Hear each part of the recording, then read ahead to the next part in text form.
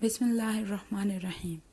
امید کرتی ہوں کہ میں تمام سننے والے اس وقت بالکل خوش و خرم ہوں گے۔ آج جو میں آپ کے لیے ریسیپی لے کے آئی ہوں وہ ہے لاہوری چرا۔ دیکھیں کتنا سافٹ اور ٹینڈر بنا ہے۔ آپ انشاءاللہ اسے فرسٹ اٹیمپٹ میں بنا لیں گے۔ اس کے لیے جو ہمیں چیزیں چاہیے وہ ہیں 2 بڑے چمچ دہی، اس میں ہم لے رہے ہیں 2 بڑے چمچ نیمبو کا رس، 1 بڑا چمچ لہسن کا پیسٹ، 1 بڑا چمچ ادرک کا پیسٹ، ہمیں چاہیے 1 چھوٹا چمچ نمک، آدھا چھوٹا چمچ کالی نمک، اس سے ٹیسٹ کافی اچھا آئے گا، آدھا چائے کا چمچ ہلدی، 1 بڑا چمچ کوٹا ہوا بھنا ہوا دھنیا پاؤڈر، 1 بڑا چمچ گرم مسالہ، 1 بڑا چمچ چاٹ مسالہ، آدھا چھوٹا چمچ کٹی ہوئی لال مرچ۔ اب ہم اس کے اندر ایڈ کریں گے 1 ایگ۔ اب آپ نے اسے اچھی طریقے سے مکس کرنا ہے۔ آپ چاہیں تو اس کے اندر ہلدی کی جگہ فوڈ کلر ریڈ اور یلو بھی لے سکتے ہیں، لیکن ہمیں ٹیسٹ اچھا چاہیے۔ اگر آپ کو کلر بھی اچھا کرنا ہے تو آپ فوڈ کلرنگ کا استعمال کر سکتے ہیں۔ اس کے بعد ہم لوگوں نے اس کے اندر لیا ہے 3 ٹیبل سپون آئل۔ اب ہم نے لیا ہے 1.5 kg چکن، اس کو ہم لوگ ایسے کٹ لگائیں گے۔ آپ نے کٹ جو ہے وہ کافی گہرے لگانے ہیں، اگر آپ گہرے نہیں لگائیں گے تو یہ مسالہ پراپر طریقے سے نہیں لے گا۔ آپ نے اچھی طریقے سے ایسے کٹ لگا لینے ہیں۔ اب آپ نے اس کو اچھے طریقے سے مسالے میں ڈپ کرنا ہے۔ آپ ہاتھوں کی مدد سے اسے کریں، اگر آپ نہیں کرنا چاہتے تو آپ گلوز یوز کر لیں، اور اگر بالکل ہاتھ نہیں یوز کرنا چاہتے تو آپ سپون کی مدد سے بھی اسے کر سکتے ہیں۔ اب آپ نے اسے اچھی طرح ان کٹس کے اندر بھی پراپر مسالے کو لگانا ہے۔ اب آپ نے اس کو تقریباً 3 سے 4 گھنٹے تو ضرور رکھنا ہے۔ آپ چاہیں تو اوور نائٹ بھی رکھ لیں تاکہ یہ مسالے پراپر طریقے سے لے لیں۔ اب یہ دیکھیں ہم لوگ اسے ٹائی کر رہے ہیں۔ آپ نے لینا ہے ایک دھاگا، اس کے بعد اس کی ایک لیگ پیس کو آپ نے ٹائی کرنا ہے۔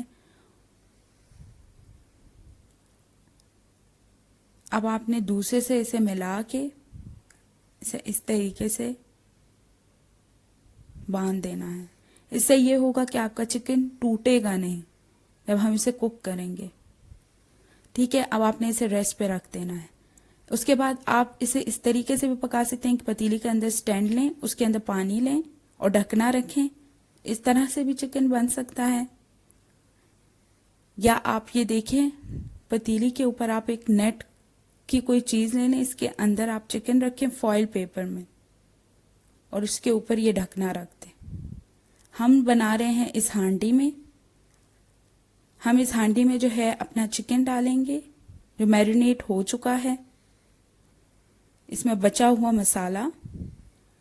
اب ہم اس کے اوپر ڈھکنا بند کریں گے، لیکن اس سے پہلے ہم اس کے اندر ڈالیں گے 3 to 4 ٹیبل سپون آئل۔ اب ہم نے دیکھیں آٹے کی مدد سے اسے بالکل بند کر دیا ہے تاکہ یہ بالکل اچھی طرح دم ہو۔ اب ہم اسے چولہے پر چڑھا لیں گے۔ آپ نے اسے تقریباً 1 گھنٹہ بالکل ہلکی آنچ پہ پکانا ہے۔ ہر سچویشن میں 1 گھنٹہ ہی پکانا ہے۔ اب یہ دیکھیں ہمارا 1 گھنٹہ گزر چکا ہے۔ اب ہم اسے کھولتے ہیں۔ یہ کافی گرم ہوتا ہے تو آپ پلیز ہاتھ کو ادھر کر کے ہی کھولیں اسے۔ یہ دیکھیں یہ اب ہمارے پاس جو ہے یہ کوک ہو چکا ہے۔ اب ہم نے جسٹ اسے فرائی کرنا ہے۔ اب یہ دیکھیں ہم نے فرائی کرنے کے لیے آئل لیا ہے۔ اب آپ نے اسے فرائی کرنا ہے۔ اس بات کا خیال رکھنا ہے کہ آپ نے اب اسے زیادہ فرائی نہیں کرنا۔ 6 منٹ ایک طرف اور 6 منٹ دوسری طرف، 12 منٹ اس کے لیے انف ہیں۔ ہائی فلیم پہ آپ نے اسے رکھنا ہے۔ یہ دیکھیں اب ایک طرف سے پک چکا ہے، ہم اسے پلٹ لیتے ہیں۔ یہ دیکھیں کتنا اچھا مزیدار سا کلر آیا ہے۔ اب اب یہ دوسری طرف سے بھی ریڈی ہو چکا ہے. ہم نے 6 منٹ ایچ طرف پکایا ہے. یہ دیکھیں کتنا زبردست قسم کا بنا ہے. ہم نے اس کے اوپر تھوڑا سا آئل لگایا تاکہ یہ ڈرائی بہت جلدی نہ ہو. اب ہمارا جو چکن ہے وہ ریڈی ہے. ہم اسے پلیٹ کرتے ہیں.